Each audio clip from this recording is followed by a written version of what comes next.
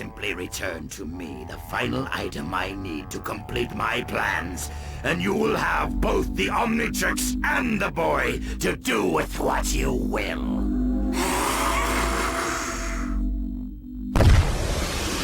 The original Ben 10 and horror go together more than you think. For starters, Ben is faced against evil clowns, circus freaks, mad scientists, witches and warlocks and other such creatures. And then there's stuff that he can turn into. Just look at wildmutt, ripjaws, and stinkfly. Greymatter's appearance is meant to be based on the traditional greys, and one of the original 10 was literally a ghost called ghostfreak, who would later escape the Omnitrix in Season 2 and become one of the series' most reoccurring villains.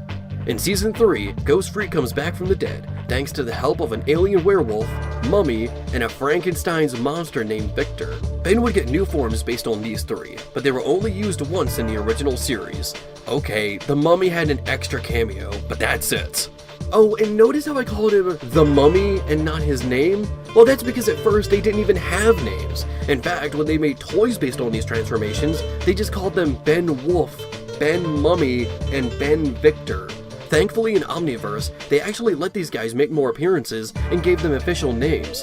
Benwolf became wolfblitzer, benmummy became snare-oh, and benviktor became frankenstrike. Hey, Omniverse had a lot of horror inspirations too. In fact, it had an entire season called Galactic Monsters, along with a new monster-inspired alien, whampire, which is based on vampires and Count Dracula. But I'm getting carried away. What if Ben 10 had more aliens based on other classic horror monsters? Well, today, I decided to do just that. I decided to use my art skills and my love of the Ben 10 series to make 5 new horrifying aliens, all of which will be designed with the original series in mind. So you know what that means. Black and white clothes, different colored eyes, and the Omnitrix symbols are more than just a chest. But they'll still be drawn in my art style, so please keep that in mind. Welcome to Cackling Pumpkins, and these are new aliens based on old horrors. The creature of the Black Lagoon, or the Gillman more specifically. Ben already has lots of aliens that could breathe in water, like ripjaws and jetray. Heck, there's already an alien based on swamps, whampire. So how can we make an alien that's based on the Gillman that can stand on his own? May I introduce to you, Snapmeer. Snapmeer is meant to appear as a giant anthropomorphic crocodile with tendrils coming out of his back. Think of him as the Zangief of Ben's arsenal. In other words, he's a monstrous grappler fighter. Not only does he have an iron grip with his claws, but his tendrils can pull far-off enemies towards him. They can try and slash at him up close, but he's got tough leathery skin that is nearly impossible to break through. Many of his techniques involve tossing, pummeling, throwing, suplexing, and yes, death rolling opponents. But despite being a water-themed alien, he can't actually breathe underwater, but he can hold his breath for hours on end. He can dive into deeper waters, as his thick skin can protect him through most pressure changes. His only downside is that he doesn't have too many options when it comes to range. He is incredibly heavy and slow on land, and he does have one weak point, his softer belly. While it too has tough skin, it isn't as thick as the rest of his body, and a strong enough punch to the stomach can bring him to his knees. When the dead arise from their graves, you know what has begun, the zombie apocalypse. I would argue that zombies are the most iconic horror monster in all of fiction. No, seriously.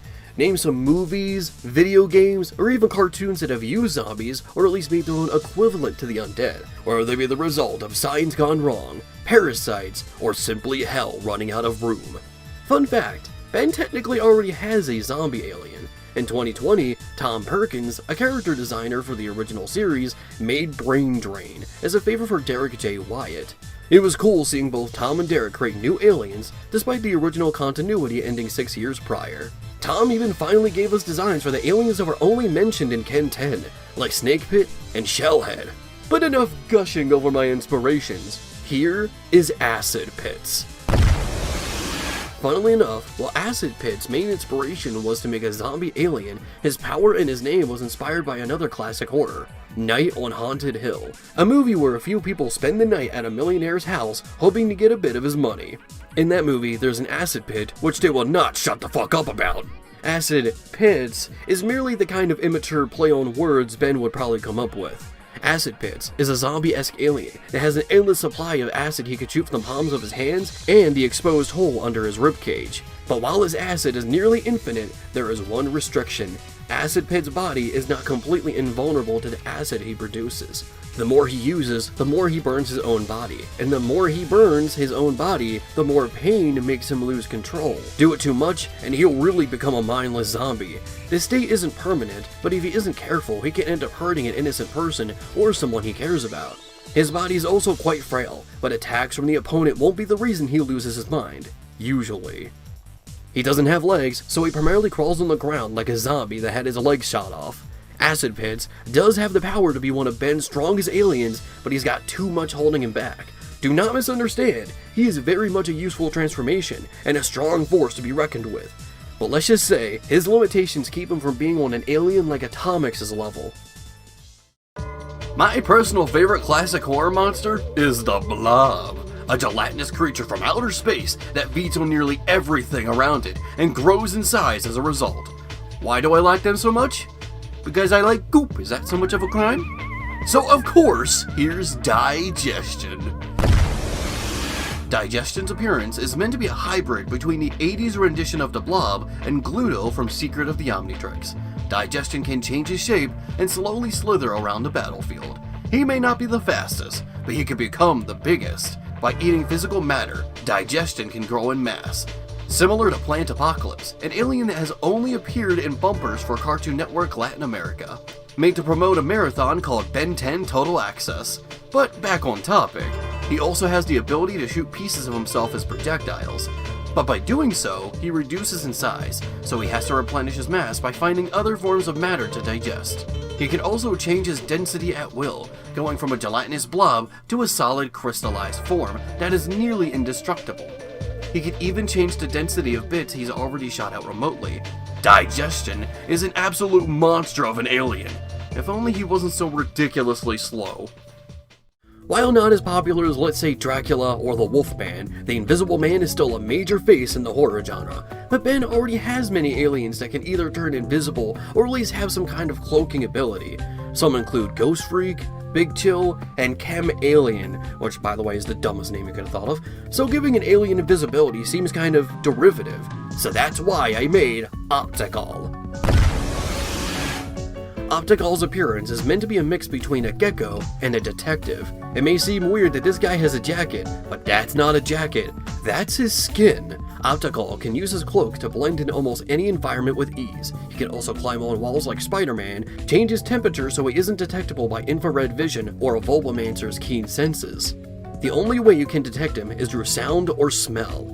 Optical also has enhanced vision. He can see in the dark, has infrared vision, X-ray vision, and can see more light rays than the human eye can. So far, he seems like an ideal stealth-based alien, but it's not like he doesn't have a way to defend himself.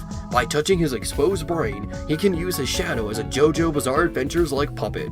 His shadow can grow to twice its original size, has super strength, and is super fast. The only downside is Optical can no longer use his cloaking abilities while controlling the shadow, and if he takes too much damage, the shadow will diminish. Optical is primarily for stealth, but he's still got a few tricks in his sleeves, or his skin, that is. Instead of having the last alien be based on a specific monster, I decided that this one should take inspirations from a certain theme, an iconic subgenre in horror, the slasher. Take your pick. Jason Voorhees, Michael Myers, Freddy Krueger, Chucky, Leatherface, Ghostface, etc. All of which have quite a kill list with their own methods of slicing their opponents, just like Switchblade. Switchblade is a metallic alien that puts forearms to shame in height. He is meant to have a knight-like appearance, but he does have some minor visual inspirations from both Freddy Krueger and the Slender Man. Yes, I know the Slender Man is not a slasher killer, but I couldn't resist making this guy a little bit slender as well. Switchblade's arms are actually 3 long metal blades that are kept contained in these rectangular sheaths. He can pull back these sheaths, which allow him to split his blades into multiple directions. He can also extend and bend his metallic fingers, but the farther they go and the more they bend, the harder they are to control. Either they become too heavy and fall on the ground, or the speed of the growth will be severely reduced. This is why he has these sheaths. If he keeps them near the ends of his blade, he'll be able to send them out faster and farther. The downside is that he won't be able to split his blades or bend them very well. So while sheathed, the blades can go farther, faster, and have more focus, but his blades can only go in one direction. But unsheathed, he can split his 3 blades in multiple directions, change their direction through bending them, but they can't go as far and aren't as fast due to Ben needing to focus on each one. Still, it's like having a sword user as an alien. And those are 5 aliens based on classic horrors. If you want to see more Ben 10 art, feel free to say so below. Feel free to even leave suggestions for what I could do for a potential sequel. I hope you all enjoyed this video. Your connection will be strange.